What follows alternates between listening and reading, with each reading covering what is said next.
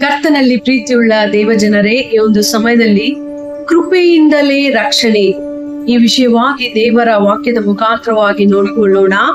ಎಫೆಸದವರಿಗೆ ಬರೆದ ಪತ್ರಿಕೆ 2ನೇ ಅಧ್ಯಾಯ 8 ಮತ್ತು 9ನೇ ವಚನದಲ್ಲಿ ನಾವು ನೋಡುವಾಗ ಸುಂದರವಾಗಿ ಬರೆಯಲ್ಪಟ್ಟಿದೆ. ನಂಬಿಕೆಯ ಮೂಲಕ ಕೃಪೆಯಿಂದಲೇ ರಕ್ಷಣೆ ಹೊಂದಿದವರಾಗಿದ್ದೀರಿ. ಆ ರಕ್ಷಣೆಯು ನಿಮ್ಮಿಂದುಂಟಾದದ್ದಲ್ಲ, ಅದು ದೇವರ ವರವೇ. ಅದು ಪುಣ್ಯ ಕ್ರಿಯೆಗಳಿಂದ ಉಂಟಾದದ್ದಲ್ಲ. ಆದದರಿಂದ ಹೊಗಳಿಕೊಳ್ಳುವುದಕ್ಕೆ ಯಾರಿಗೂ ಆಸ್ಪದವಿಲ್ಲ. ದೇವರ ವಾಕ್ಯದಲ್ಲಿ ಸ್ಪಷ್ಟವಾಗಿ ಬರೆಯಲ್ಪಟ್ಟಿದೆ, ನಾವು ಹೊಂದಿಕೊಂಡಿರುವಂತಹ ರಕ್ಷಣೆ ನಮ್ಮ ನಂಬಿಕೆಯ ಮೂಲಕ ದೇವರ ಕೃಪೆಯಿಂದಲೇ ಹೊಂದಿದ್ದೇವೆ.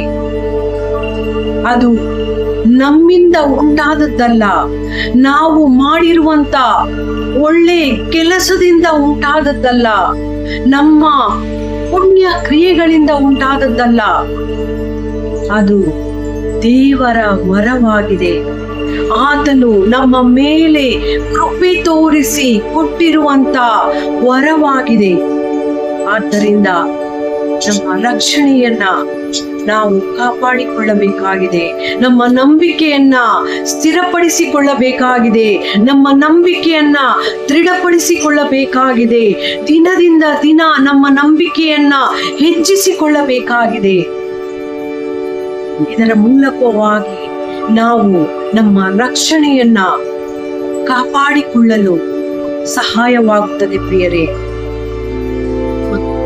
ಈ ವಿಷಯವಾಗಿ ಯಾವುದೇ ರೀತಿಯಲ್ಲಿ ಯಾರಿಗೂ ಹೊಗಳಿಕೊಳ್ಳುವುದಕ್ಕೆ ಆಸ್ಪದವಿಲ್ಲ ಎಂಬುದಾಗಿ ದೇವರ ವಾಕ್ಯದಲ್ಲಿ ನಾವು ನೋಡಿಕೊಂಡೆವು.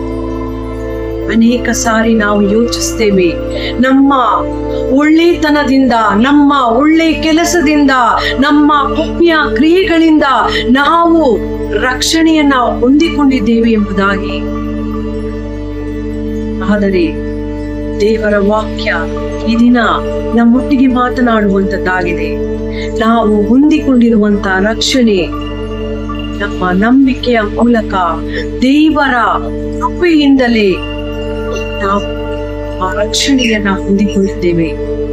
ಆದ್ದರಿಂದ ನಂಬಿಕೆಯಲ್ಲಿ ಸ್ಥಿರವಾಗಿದ್ದು ಆತನ ಕೃಪೆಯಿಂದ ಸಿಕ್ಕಿರುವಂತಹ ರಕ್ಷಣೆಯನ್ನ ಕೊನೆಯವರೆಗೂ ಕಾಪಾಡಿಕೊಳ್ಳಲು ದೇವರ ತಾನೇ ನಮಗೆ ಸಹಾಯ ನೀಡಲಿ. ದೇವರ ಈ ವಾಕ್ಯ ನಮ್ಮ ಆತ್ಮೀಯ ಜೀವಿತದ ಲಾಭಕ್ಕಾಗಿ ಉಪಯೋಗವಾಗಲಿ. ಆಮೇನ್.